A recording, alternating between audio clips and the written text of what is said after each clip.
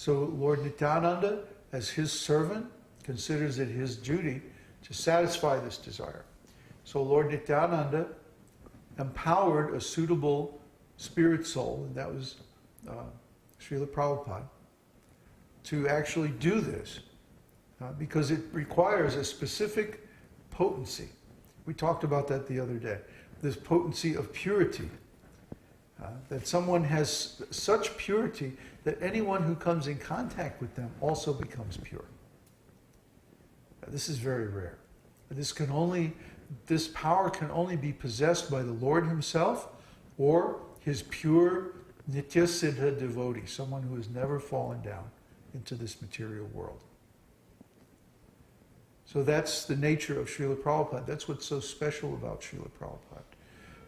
No one has done what he did, and no one could do what he did, and no one can ever do it again either. Because you only get to spread this Dharma all over the world for the first time once. If you do it again, well, then you're second. Only Srila Prabhupada is the first to ever do this.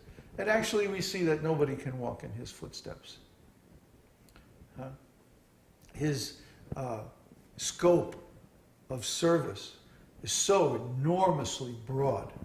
When you read his books, if you read them carefully, you can understand that his vision of Krishna consciousness is incredibly broad. It affects everything, touches everything, informs and uplifts everything. So this is Srila Prabhupada's special vision, you see. Now other people try to take the mission of Srila Prabhupada and imitate the same activities. And we've seen that they don't have very good luck doing that. They have not realized Srila Prabhupada's teaching for themselves. They didn't take the time to do the individual sadhana, to attain self-realization. They're simply imitating externally and following in some kind of organizational pattern. The same pattern of organization that Srila Prabhupada set up for his work, they're simply blindly repeating that, not realizing that the conditions in the world have changed. Since Srila Prabhupada appeared in this world, things are not the same as they were in 1965. Hello? Now we have the internet, for example. I can only imagine what Prabhupada would do with the internet. He would be all over it.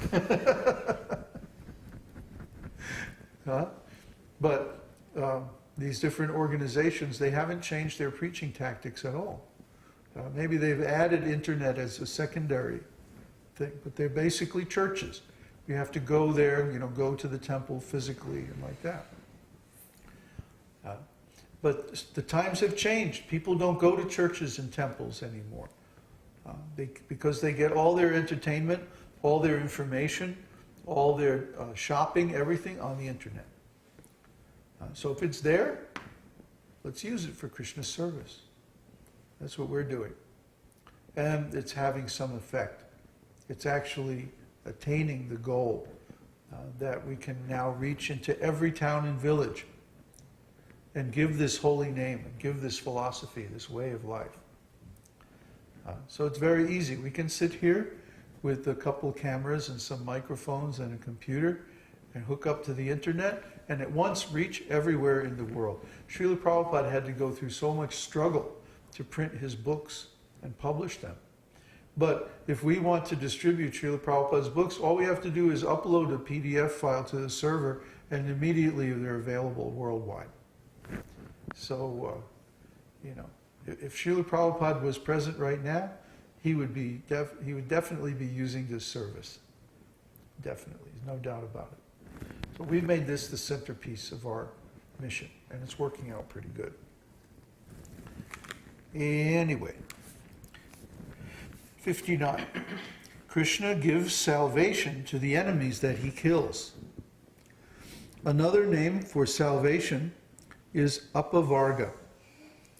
Apavarga is the opposite of pavarga, or the various miserable conditions of material existence.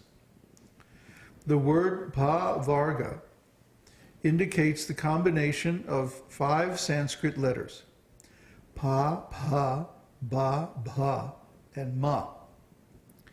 These letters are the first letters of the words for 5 different conditions as described below. The first letter, pa, comes from the word parabhava, which means defeat. In this material struggle for existence, we are simply meeting defeat. Actually, we have to conquer birth, death, disease, and old age. And because there is no possibility of overcoming all these miserable conditions, due to the illusion of Maya, we are simply meeting with parabhava, or defeat. The next letter, pa, is taken from the word pena. Pena is the foam which is found on the mouth, which when one is very tired, as is commonly observed with horses. So it means exhaustion, tiredness. If you overwork a horse, you'll get foam on the mouth. Similarly, if someone is very sick, they sometimes get foam on the mouth, but they're very tired. The letter ba comes from the word bandha, or bondage. Bha is taken from the word bhiti, or fearfulness, and ma is taken from the word mriti, or death. So the word pavarga signifies our struggle for existence and our meeting with defeat, exhaustion, bondage, fearfulness, and at last death. Apavarga means that which can nullify all of these material conditions. Krishna is therefore said to be the giver of apavarga, the path of liberation. That's such a nice explanation. Prabhupada is just so wonderful. See, these Sanskrit words, just like we have in music when we study the swaras, sarigama pa, sarigama, sarigama, sarigama, sargam.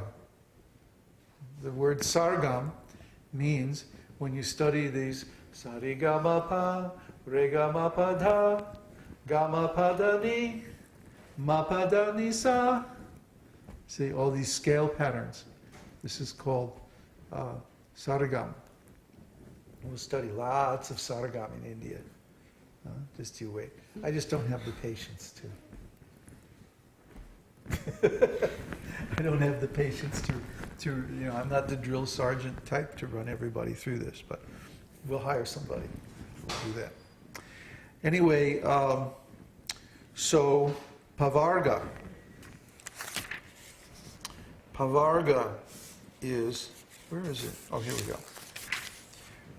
Pavarga. The Varga means the Sanskrit letters. Each row, you'll see in the consonants, each row is called a Varga.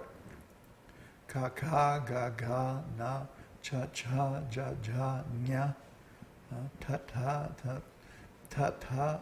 What is it? Anyway, one of those Vargas is Pa Varga. Pa, pa, ba, bha, ma. It's the last one, actually, of the consonant, the rows of consonants. So these 5 letters are the beginning of 5 words that indicate the main problems of material existence: defeat, exhaustion, bondage, fearfulness, and death. So these are called pavargas. Apavarga means the process of liberation, the process of conquering over these 5 things. And so who can give that except for Krishna? Krishna is the creator of this system of material existence. He has to create it in order to protect the peace and sanctity of the spiritual world. In the spiritual world, they're all pure devotees. Everyone there is a pure devotee.